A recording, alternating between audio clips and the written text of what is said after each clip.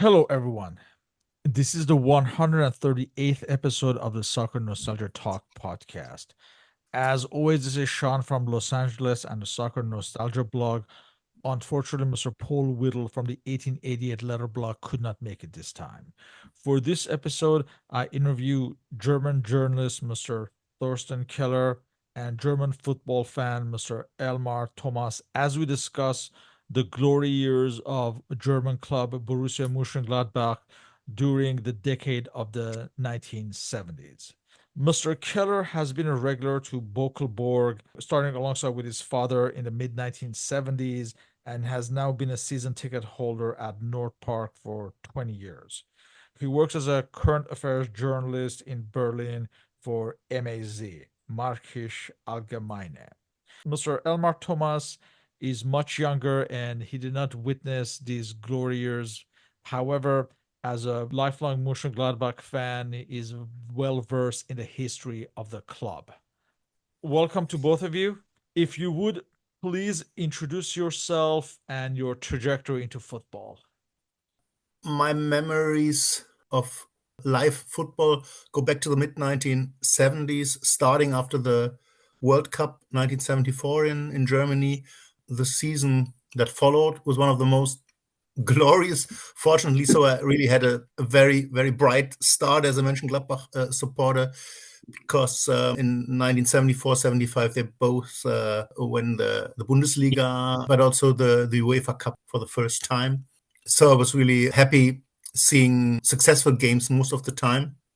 I remember that at the old Bökelberg, which had very few seats, it was standing on the south side of the pitch next to the block with the away fans.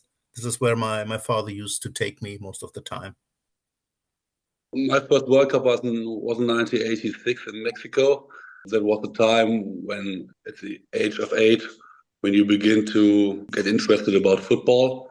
And I live in the area of Cologne, so most people here are Cologne supporters. In the mid-80s, for sure, Bayern München. But my best friend was, or still is, Borussia Mönchengladbach supporter. Yeah, 1 year later, in the summer, in June 87, I saw my first game in Cologne, the derby, Cologne against Mönchengladbach. And we fortunately won with 4-2. Yeah, that was the beginning of everything. And in the first years, it was not so easy for me to go to Mönchengladbach without a car. And so I started in the middle of the 90s to visit the home games regularly. Let's go back in time. Can you summarize the history of Borussia Mönchengladbach into the late 1960s? Basically, it's the most important turning point was summer of 64, when new manager Hannes Weisweiler walked in. And then a year later, they went up from the second league, called Regionalliga at the time, in 1965, alongside with Bayern Munich, by the way. And then they established quickly in the Bundesliga with quite an impressive offensive power, but with some weakness in the defense area.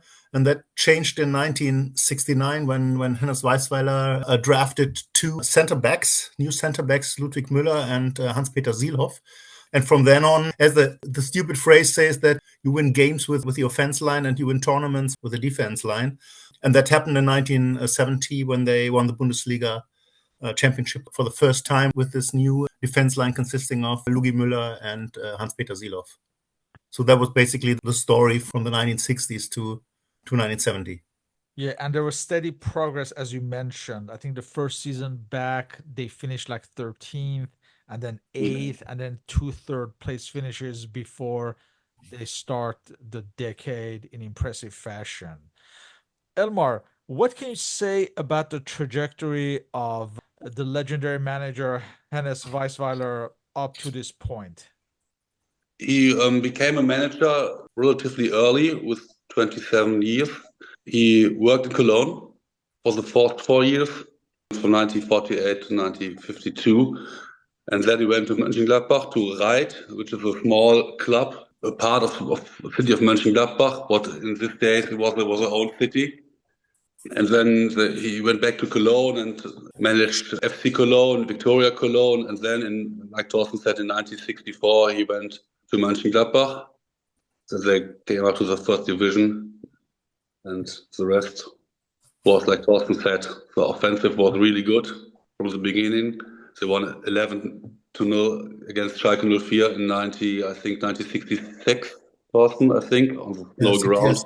Yeah. Mm-hmm. And 10-0 against former Bundesliga club Borussia Mönchengladbach, which were results completely unusual for the Bundesliga. I have to mention that in the squad that made it from the Regionalliga to the Bundesliga in 1965, there was already the core team that would have been the core team in the glorious 1970s, featuring Günter Netzer, Jupp Heynckes, Berti Vogts, and Haki Wimmer. The backbone of the team that was already in place, like you said, Clef in goal, Vogts, Netzer, even Winfried Schäfer, among others, Horst Koppel. So already a core of good, decent players that are already here. Although Heynckes had a 3-year intermezzo going to Hannover 96, that was a kind of prosperous club at the time, and they just kind of doubled his wage or something like that. So Heynckes went to Hannover for 3 years, and so he missed the first league title in 1970, and then he came back. Let's discuss this first Bundesliga winning season of 1969-1970. You mentioned the Nuremberg defender Ludwig Müller and the Stuttgart defender Klaus-Dieter Siloff came aboard, as did the Danish striker Ulrich Lefebvre from Vejle. The players that were offloaded included the Kremers twins, Erwin and Helmut, as well as Klaus Ackermann, among others. That first season, Mönchengladbach edged ahead of Bayern Munich. The two drafts were, I think, of major significance for that title because Mönchengladbach, with Wolfgang Cleff as a goalkeeper, only conceded 29 goals in 34 matches, which is quite an impressive number. I think this really worked. Yeah, and also in the offense line, you would have especially Herbert Laumann with 19 goals, who was very impressive, but also the midfielders, both Günter Netzer and Herbert Wimmer, both scored 6 times. The backbone of the team, they played almost every game, like Laumann, Köppel, Berti Vogts, Wolfgang Cleff, Siloff and Müller just missed one game. So it was pretty much one core team that was playing every week. Very few changes in the starting 11 during the season. But the last game, the deciding game to win the title, was something like a mirror for these days, because they played against the Hamburger SV at the beginning of the second half. I think they scored 4-0. So the game seemed decided. But after that, they got 3 goals against them. The defense was better because of Siloff and Lugi Müller, but were always an attacking team and scored many goals. And the defense was the fundamental of the title. The decade would get even better, as the following season, 1970-71, they repeated as champions and participated in Europe for the first time. As far as transfers, you have Werner Adler, defender, came from Alzenhorn, but as you mentioned, Jupp Heynckes returned from Hanover. The players who left included Winfried Schäfer, who went to Kickers Offenbach along with Erwin Spindler. Gerd Zimmermann joined Fortuna Köln. Volker Danner joined Duisburg. The arrivals were only a few, but obviously Heynckes would be a legend for the club. And also the juvenile, nowadays club president, Rainer Bonhoff, Yeah. was new to the club. He was also, of course, one of the most significant players during the glorious years of the 1970s. As far as the title, they finished 2 points ahead of Bayern Munich. It would be a rivalry between these two teams for the entire decade, at home and at Europe. As far as the European challenge, this was their first season in the old Champions Cup, European Cup. Well, the dramatic out after penalties against Everton. Supposedly, it was one of the finest hours of Wolfgang Cleff as a goalkeeper. It's said that he made one of the best performances in his career during the game against Everton. But in the end, they lost on penalties. If you manage to find it on YouTube, and you will see how packed the stand behind the goal was. It was the old English football days, and the atmosphere was terrific. I think Goodison Park is one of the really very, very impressive old school British venues, with the supporters being incredibly close to the goals. Yeah. Appearance in the European Champions Cup. It was the second after 1960 when they won the German Cup, but that was really fast at the end because they lost against Glasgow Rangers, both 0-3 and 0-8, I think, in Glasgow. In the first round of the 1970-1971 European Cup, they won against Larnaca, which was a team from Cyprus, with 6-0 and 10-0. So that was the first hit Borussia made in Europe in his glory days. We mentioned Jupp Heynckes a few times. What can you say about his trajectory up to this point? Definitely getting him back was a good idea. Although he was not the most successful striker for Borussia in the season. He was one goal behind Herbert Laumann. But nevertheless, together they scored 39 goals, which would still be a very impressive success story if it happened these days. And I cannot remember any time. I think it happened once in the 1990s with Heiko Herrlich and Martin Dorlin, that two strikers from the team were above 35 goals. So 39 is pretty impressive. It was in 1995. Yeah, that's right. When you went to Hanover in 1967 because of money, so no one could really know that Borussia will be such successful in the 70s. But he's a boy from Mönchengladbach, and so he just came back home. We come to the 1971-72 season. Once again, Mönchengladbach participate in the Champions Cup.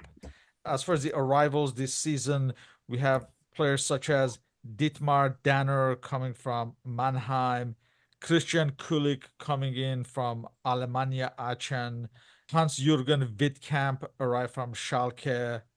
Players who left included Horst Koppel, who joined Stuttgart, Herbert Laumann joined Werder Bremen, Peter Dietrich also joined Werder Bremen, and Werner Adler joined Karlsruhe.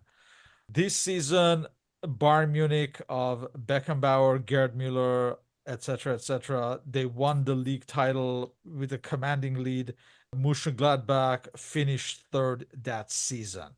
It's the season where Günther Netzer stood out in the 1972 Euros and became a legend of the international football because of his performances, as well as you have the Champions Cup matches, controversial matches against the Italian side Inter. As you mentioned, Günther Netzer, it was probably the best season in his career, both on club level and internationally. Alongside Heynckes, they scored 17 goals by Netzer, 19 by Heynckes. Yeah, and then, of course, his performances in the national team. But on the other side, Gladbach was a bit injury-prone during this season, with Lugi Müller being out quite early in the season, I think with a broken leg, and he never really came back to full form after that injury. And also at the end of the season, for the first time, Berti Vogts was out for a while. That is why he also missed the 1972 title with the national squad. So Lugi Müller broke his leg in the repeating game against Inter after the 7-1 was cancelled. First of a replayed game in Berlin, the guy who got the cola bin against his head broke his leg, Roberto Bonisenga, at the end of the game, and the game was decided. I think it was a very, very rude tackle. Lugi Müller couldn't play for like half a year, and when he came back, he was never on the level that he had before that severe injury. Let's get to this match against Inter. We have to put this in perspective that this Inter had some of the remnants of the Grande Inter that won the Champions Cup in 64 and 65. Facchetti, Mazzola, among others. You mentioned Boninsegna, an excellent player who joined later. They would reach the final of the Champions Cup that season, losing to Ajax. Defeating such a famous great team 7-1 would have been a legendary result in the annals of the game. So can you walk us through the whole incident and a replay? One nice detail is that the game wasn't televised at the time because there was an argument between the club and the broadcasting station about money. In the end, the broadcasting station decided not to go there. So there's actually no television coverage of this historic night. And even the stadium wasn't fully sold out, which also in hindsight seems surprising. The result was 7-1. Mönchengladbach really thrashed Inter Mailand that night. Yeah, and then there was this cola can that, it was either full or not. Nobody can tell now. It hit Inter striker Roberto Bonisegna. What then happened was it was really quite theatrical performance with Bonisegna as the dying man. I think he was carried off. The game went on. Inter afterwards signed in a protest.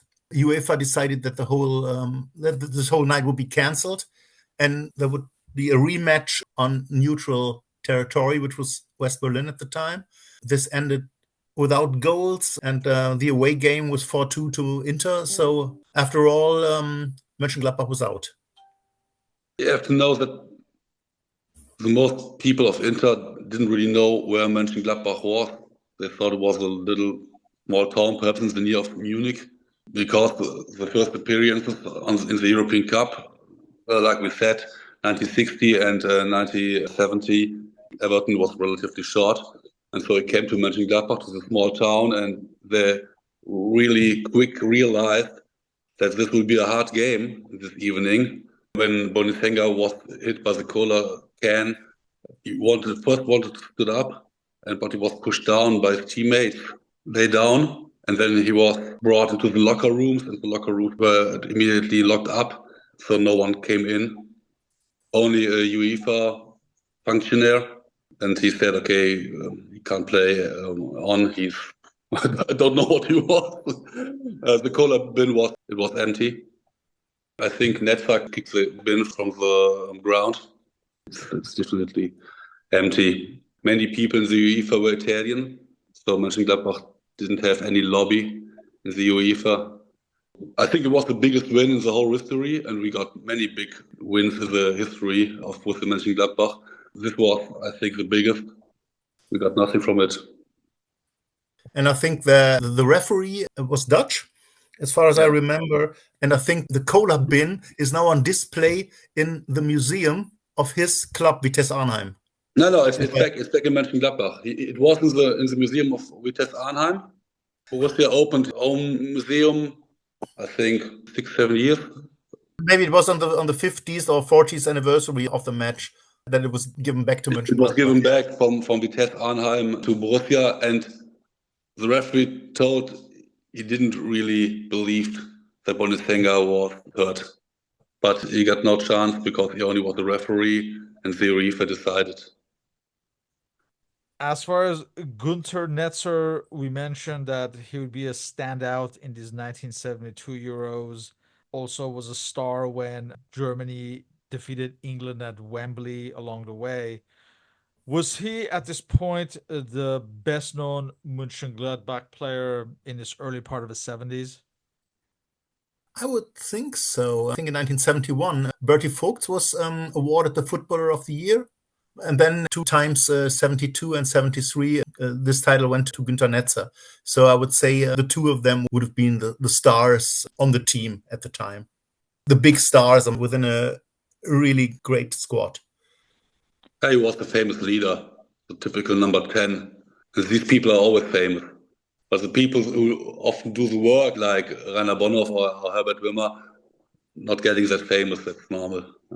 But Netzer was a star. In whole Mönchengladbach, he had a discotheque, he gave out the stadium magazine, and he did everything. He was like a more kind of pop star, not only a footballer. Yeah. And of course, I think he was the guy that was driving the most extravagant cars on top of it. We come to the 1972-73 season, the first European final of Mönchengladbach. also the debut of a young Uli Stielike. As far as transfer, we have a very important arrival in January. Allan Simonsson, the Danish superstar joining from Vejle. His compatriot Henning Jensen had joined in the summer from Norre Sundby, and of course Henning Jensen would eventually join Real Madrid. Hans Klinkhammer moved up from the youth team. We have Israeli defender Shmuel Rosenthal coming from Hapoel Petah Tikva, as well as Köln striker Bernd Rupp, among others. As far as the players who departed, the Danish striker Ulrich Lefebvre joined Club Brugge in Belgium. The defender Ludwig Müller joined Hertha Berlin. Hans-Jürgen Vloka joined Arminia Bielefeld, along with striker Peter Vloka. In the league, Mönchengladbach would have a somewhat disappointing season by their standards. They finished fifth as Bayern Munich repeated as champions. However, they won the German Cup, the DFB Pokal, by defeating Köln in the final. You have the impressive run in Europe where they eliminated Aberdeen along with Bundesliga rivals Köln and Kaiserslautern, in fact, with heavy scores in each round, as well as Dutch side Twente and Skede, whom they would defeat in the 75 UEFA Cup final. But the final against Liverpool was against an equally brilliant side who would also dominate this decade as well. And they would meet again. We'll get to that later. All in all, disappointment in the league, but the team is starting to make its mark in Europe. So the Liverpool games were evergreens during the 70s.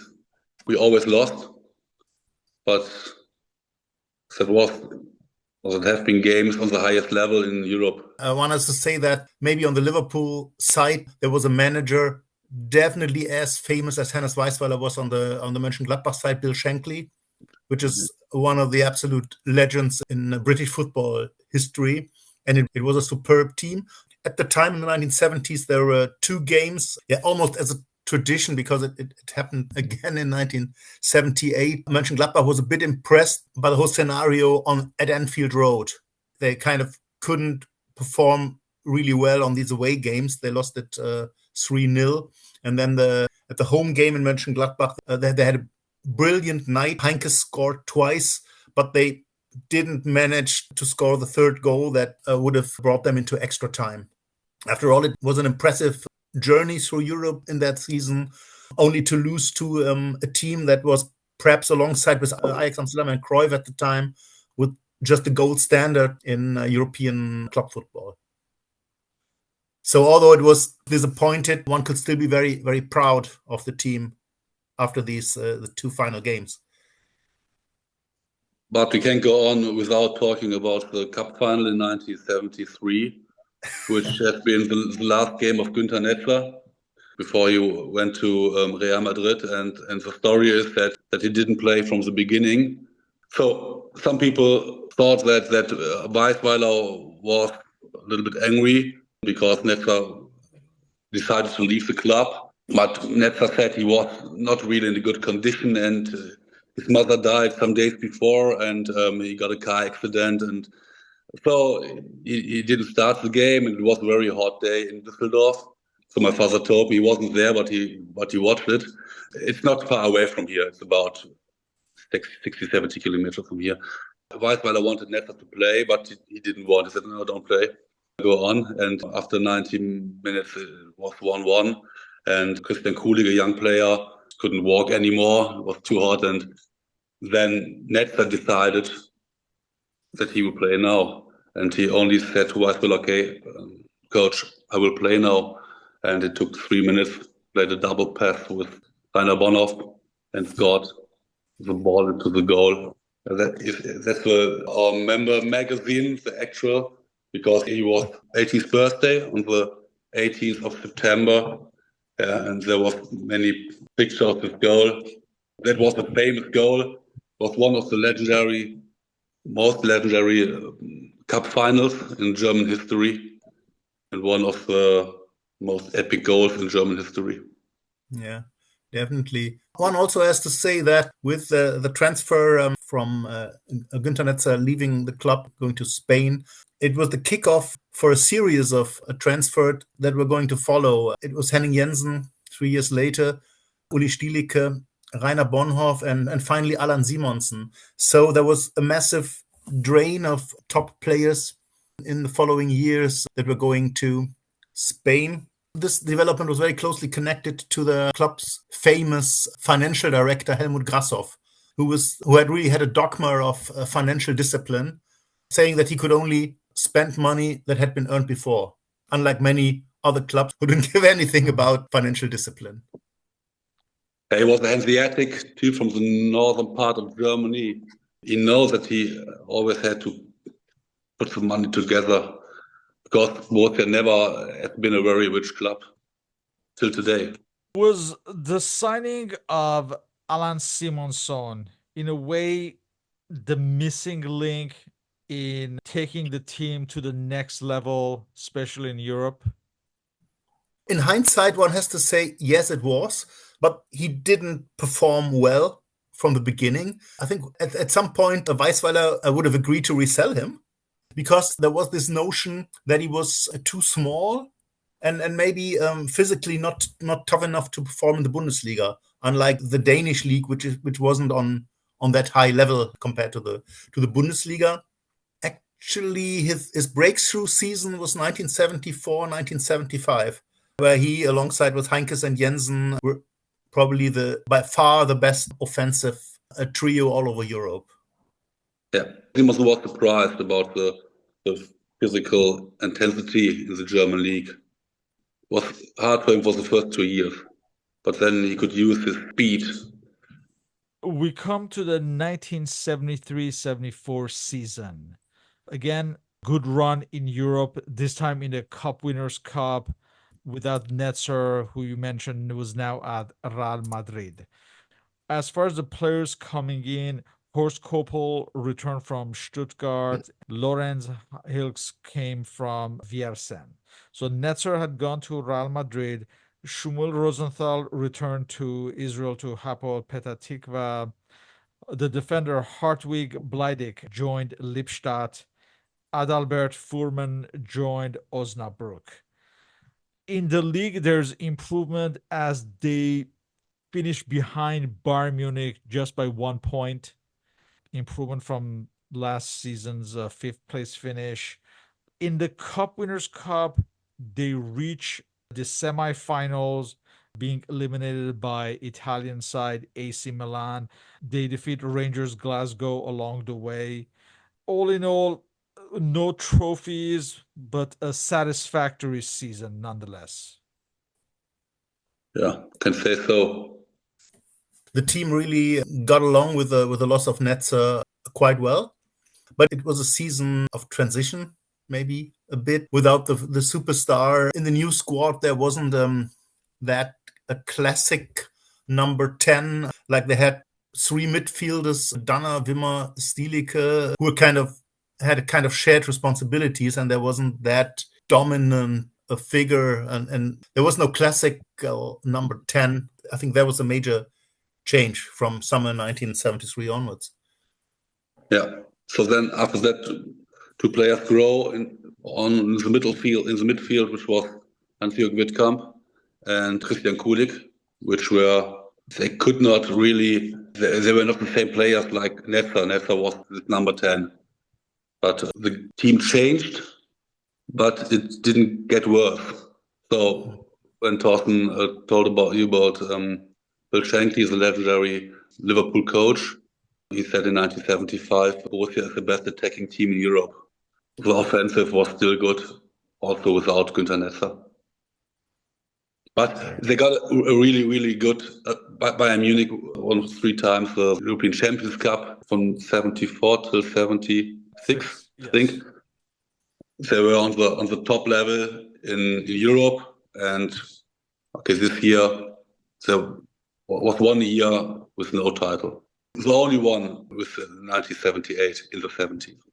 Let's discuss The 1974-75 season, perhaps the most successful season of the club. They win their third Bundesliga title, their first European trophy, winning the UEFA Cup, but also it's the last season of Weisweiler in charge. You have the defender Frank Schaefer coming from Ludwigsburg. You have Karl Delhey, a future Bayern Munich player coming from Alemannia Aachen, as well as Roger Robin from Hosselt. Klaus-Dieter Siloff leaves the club and joins Alemannia Aachen.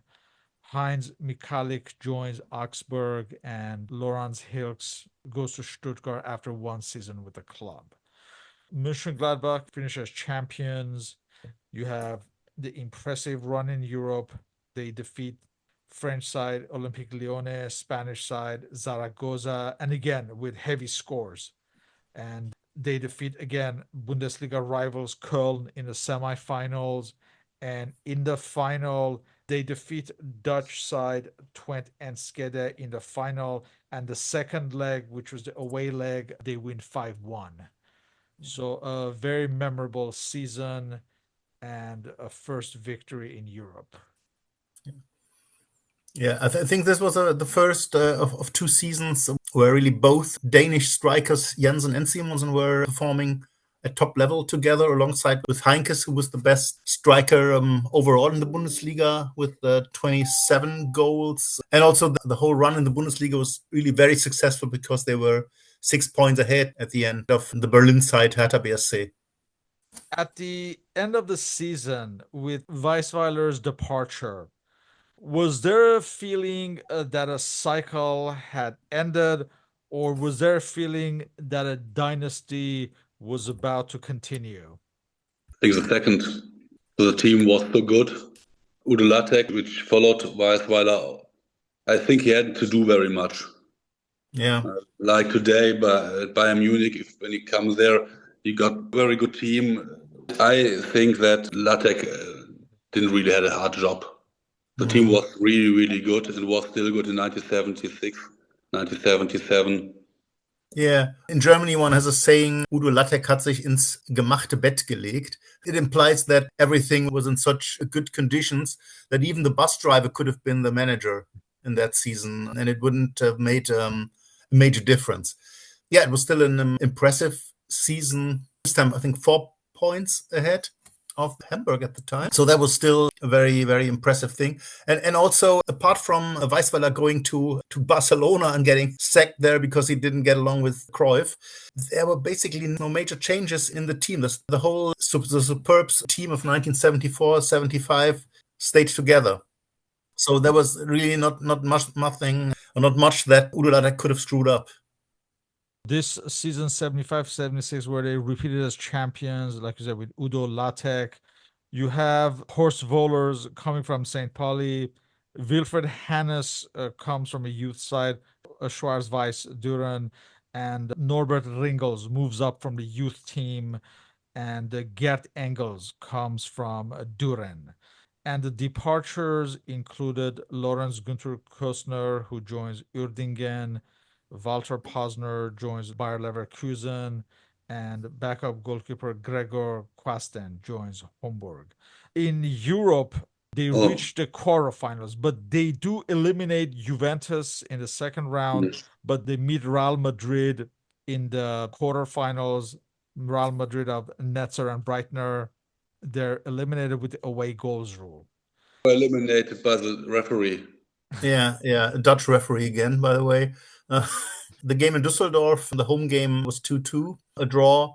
And then in Madrid it was 1-1 with 2 goals. 2 Mönchengladbach goals were cancelled by the Dutch referee and his linesman.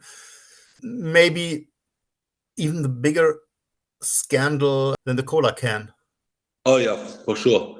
You can see it on YouTube. And the first goal, I think it was Jensen, was offside. But there were 3 players more near the goal. You can't believe it when you see it. So the linesman didn't say offside, but the referee said offside. And the second goal for Wittkamp, the referee said it was okay, but the linesman stood 40 meters away, said it was a foul. After the game, Bertie Vogts said that he's not interested anymore to win the European Cup because it's not worth it. It was a really, really big scandal. It was unbelievable. In these days, it would be the whole newspapers were full with the story for the next weeks. Yeah, I think this is something that one can argue a lot against the video referee, but definitely in this game, it would have been very helpful to have one. Yeah, but Real Madrid was the biggest club, and they got money for referees, and that's the story. Everybody knows. Bayern eliminated them in the semifinals. They were too good. Bayern were too good, but in this game it was very close together. And we come to the 1976-77 season, another important season for the club. The team wins its third straight Bundesliga title, their fifth in the decade, and their last to date. And they also reach the final of the Champions Cup, where they lose against Liverpool. For this season, that signed Herbert Heidenreich, a striker from Bayreuth. Goalkeeper Wolfgang Kneip came from Wiesbaden, and another Danish striker, Carsten Nielsen, came from B1903. Henning Jensen left to join Real Madrid. Roger Robben joined Belgian side Liers, and Ulrich Soro joined Rot-Weiss Essen. Mönchengladbach finished 1 point ahead of Schalke, who won its third straight title. But the European adventure is what stands out from this season. Austria Vienna defeated in the first round, Italian side Torino, Belgian side Club Brugge, and Valery Lobanovsky's brilliant Dynamo Kiev side of Oleg Blokhin in the semifinals. But the final against, like we mentioned, the other brilliant team of this decade, Liverpool, was one hurdle too many. And this match is remembered for the duel between Bertie Vogts and Kevin Keegan. Keegan came out as the victor in this match, and Liverpool won 3-1 in Rome. There was one additional triumph for Mönchengladbach this season because Alan Simonsen was voted Europe's Footballer of the Year. Yes, at the end of the year, yes. So that was one major event of the year also. And also, I think after 8 years and then almost like 250 consecutive performances, there was a change on the goalkeeper's position. Wolfgang Kleff, I think he was injured at the start of the season, and then he didn't perform at all during the whole season because newcomer Wolfgang Kneip was the number one for Udo Lattek. Yeah, so there was also a major change because Wolfgang Kleff had been playing for almost 7 or 8 seasons and not missing one single match. With Simonsen winning the Ballon d'Or in 1977, this was probably the club at its zenith at this point, I imagine. Yeah, perhaps. I think 1975 was the best year. It's a little bit sad when they go to Rome for the European Cup final against Liverpool. I think the team was a little bit tired because it decided it's the last match game. When you said it was only 1 point before Schalke 04, I think 1977. Yeah, Schalke came in second. The last game was at Bayern Munich. Not so easy to get a point at Bayern Munich, but they got it 2-2. But when they went to Rome, they were tired and they're not in top condition. That's a little bit sad because it was the most important game of the club history and the only chance to win the biggest European title. Yeah. But Liverpool was such a great team. It was always hard for us to play against Liverpool, so we never won. One interesting detail about this season is that it was Udo Lattek's second season, but his tactics to play less spectacular and to play more efficiently, maybe, that really showed up in this season because Gladbach won the title with a goal difference. I think only 58 goals scored, and there were like 3 or 4 teams in the league that they were very much better. For example, Schalke and Köln. I think from a spectator's perspective, it was more fun to watch in the Weisweiler years. Yeah, definitely. We come to the 1977-78 season and perhaps the first signs of stagnation. They lose the Bundesliga title on the last day to Köln in very dramatic circumstances. They reach the semifinals of the Champions Cup, but they're eliminated by Liverpool once more. As far as the players coming in, we have Ivad Linen coming from Arminia Bielefeld and Winfried Schäfer comes from Karlsruhe. Players leaving, we have Herbert Heidenreich joining TB Berlin, Hans-Jürgen Offermans joining Rot-Weiß Ludenscheid, and Uli Stilike also joins Real Madrid. And he would be there for 8 years. The final day is also part of Bundesliga history. Yeah, well, actually, I was there. I Oh. was there as alongside my father. I think the game was played in Düsseldorf because at the time there was some major renovations going on at the Bökelberg stadium. It ended 12-0, which is still the highest score in now 61 and a half years of Bundesliga And in a history. Dortmund side managed by Otto Rehagel. Otto Rehagel. Yes. Yeah. I mean, he of course he got fired. I think 1 or 2 days after the match. It was a very dramatic game on the one side. I think many people had like transistor radios with them to listen what was going on at Millantor, where Köln had an away game at St. Pauli, and because they won their game 5-0, in the end they had a slightly better goal difference. I think there was 3 goals. Yeah. There were 3 goals 45 ahead. to 42. Yeah. Yeah. We come to the 1978-79 season, the last with Udo Lattek, but also another UEFA Cup victory. For this end of the decade, we have Ralf Bodecker coming up from the second team. Hans-Günther Bruns, a defender who would stand out in the 80s, arrived from Wattenscheid. Helmut Lawson came from Wuppertaler. And another Danish forward, Steen Tikkosen, arrived from Vejle. Rainer Bonhoff left to join Valencia. Yeah. Herbert Wimmer joined Borussia Brand, and Hans-Jürgen Wittkamp joined Erkenschwick. Jupp Heynckes quit. I think this is the most retire. I guess Yeah.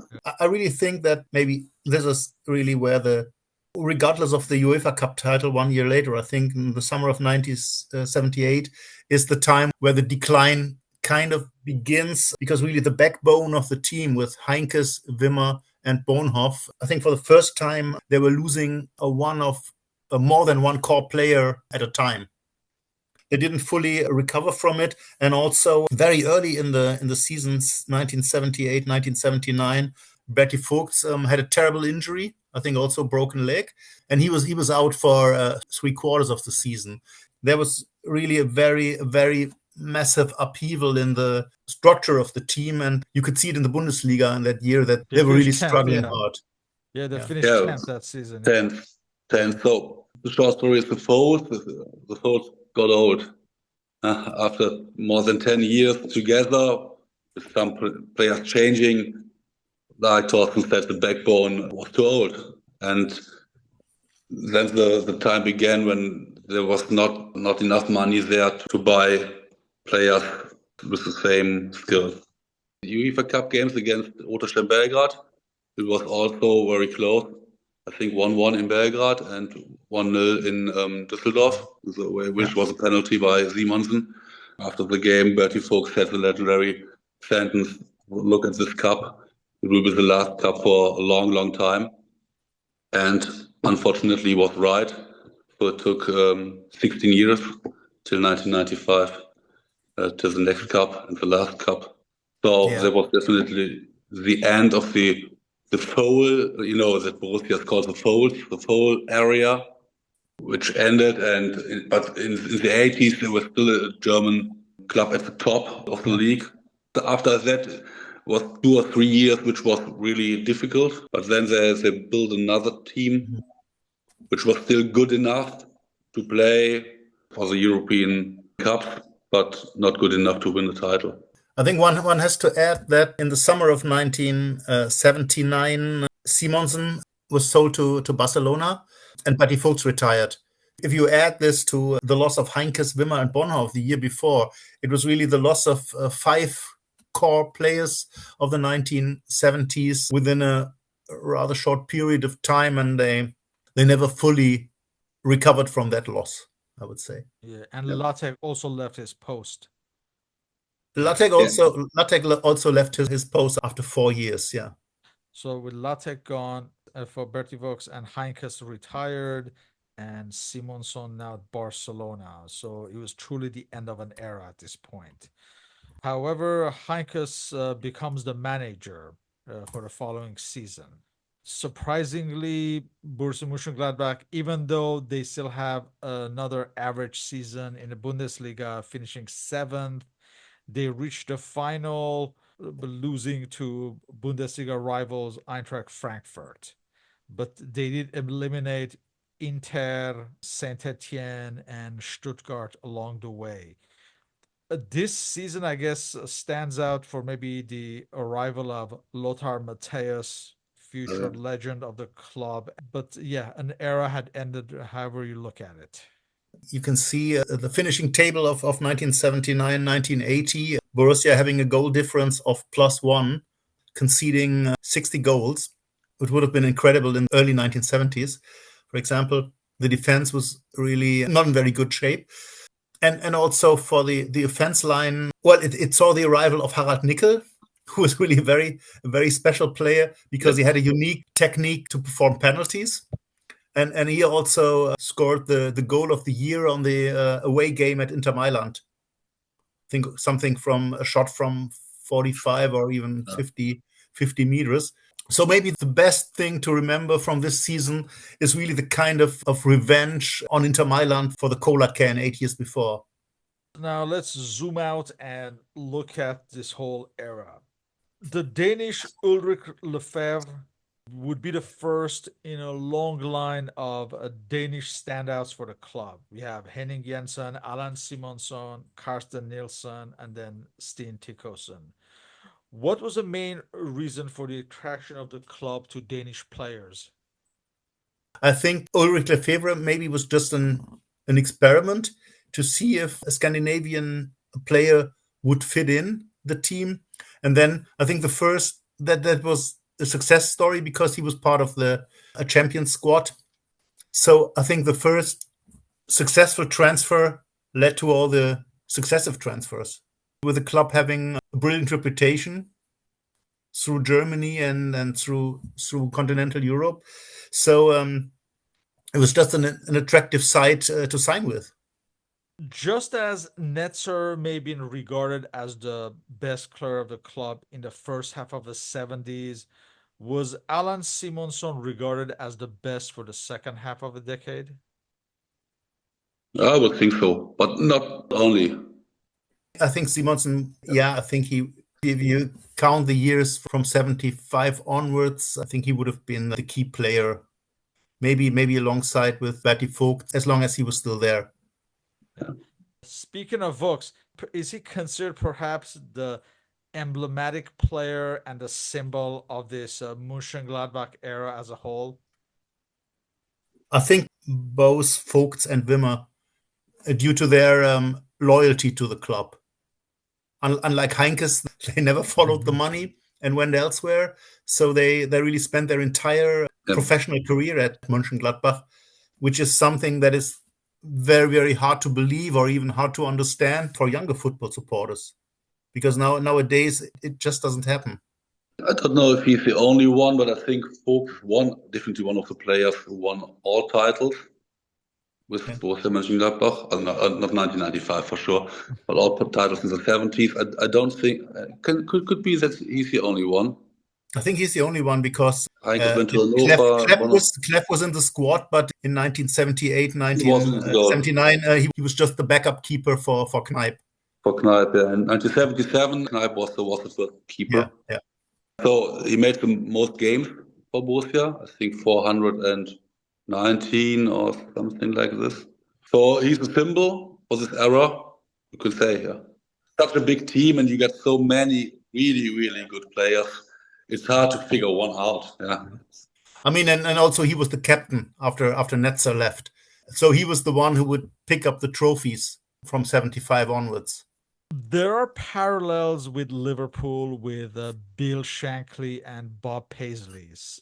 Similarly, do you feel Weisweiler set the foundation while Latek may have had more success with the team he inherited? For sure. Yeah, I also fully agree. I think Weisweiler was with the team for 11 years. You can really see it if you compare the squad the last year with under Weisweiler and the first year under Latek. It was practically the same team and almost the same starting 11. Yeah, Latek could really rely on what Hannes Weisweiler had done before.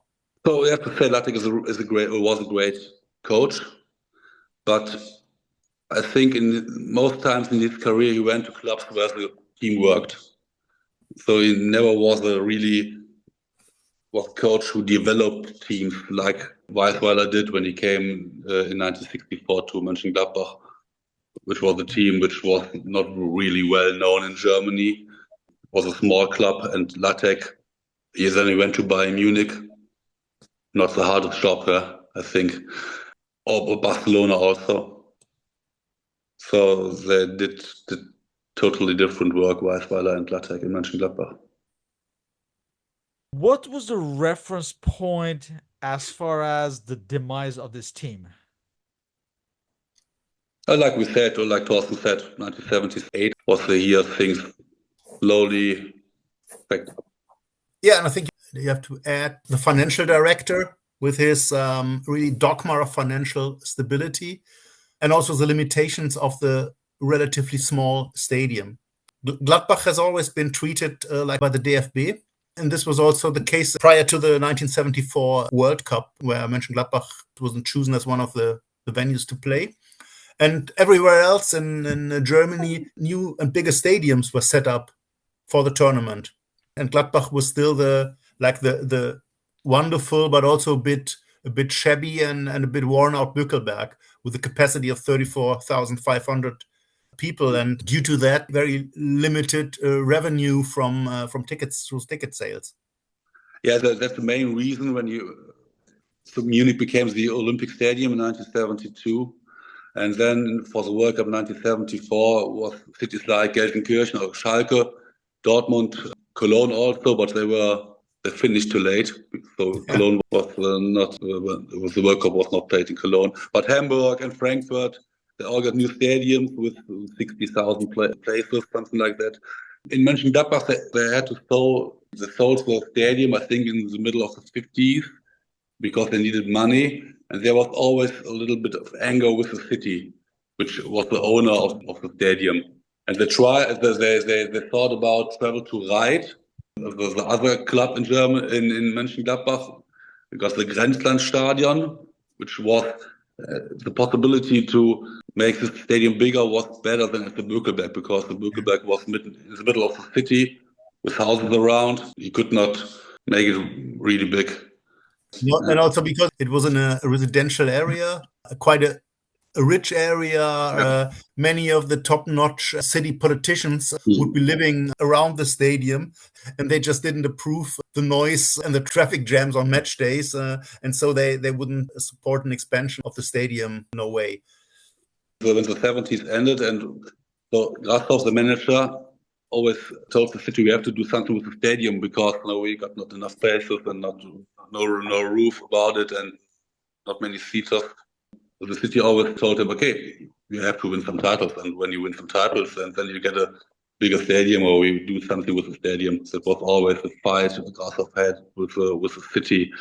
When at this time the money from the tickets sold was very important. Much more important than in these days. Yeah. Television money was relatively unimportant in those days. Ticket amounts were important, and that was Günther Netzer once said when Mönchengladbach had the same stadium, or would have the same stadium as Munich, with 70,000 people, they would have get the same glorious club as Bayern Munich. Perhaps he's right. Yeah, and instead they stagnated into the 80s and beyond. Is this 1970s Borussia Mönchengladbach side considered one of the greatest teams in the history of football? And I'm not just saying German football, but in the history of football. Would it be fair to say? If one looks at the 74-75 season, which I think saw the team at its height, I would definitely agree. I mean, Bill Shankly said so, and I mean, he was a legend, and if he said so, it must be right, I guess.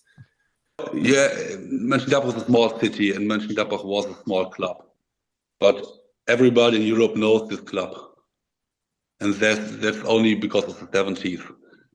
So they built an era, and they were one of the best teams in Europe, only winning 3 titles, 2 European titles, and only 1 time in the European Cup final. I think if you ask someone from the 70s to watch football there in Europe, he said, okay, Borussia Mönchengladbach was one of the really, really great teams. In closing, what is the legacy of this 1970s Mönchengladbach in the history of German football? I think the learning is that it's, especially in the Weisweiler years, and especially in his final year, that it's possible to win titles with spectacular football. Something that is that not everybody believes in, because most people say, well, you have to be very efficient and to rather play this very ugly and cynical Mourinho football rather than spectacular football, which is really a delight for the spectators. And I really think that Barcelona with Cruyff and Guardiola really kind of catched up there and really kind of continued what it started with Mönchengladbach in its height in the Weisweiler years. Find a huge amount of books filled by Borussia Mönchengladbach. The history of the club is very remarkable. I think there are not many German clubs with this history and with such an era. Bayern Munich, okay, Dortmund also got a good era for some years, but a team which was one of the best about 10 years or more in Europe. So not many teams in Germany manages. The triumphs are from other times, with players from the town, and when money didn't play this big role. With that, I would like to thank both of you for your participation in this interview. All our respective contact informations are on the blog and podcast uploads. So thank you both once again, and hope to continue these discussions on football history. Thank you. Thank you. You're welcome. Bye-bye. Bye. You're welcome. Bye-bye.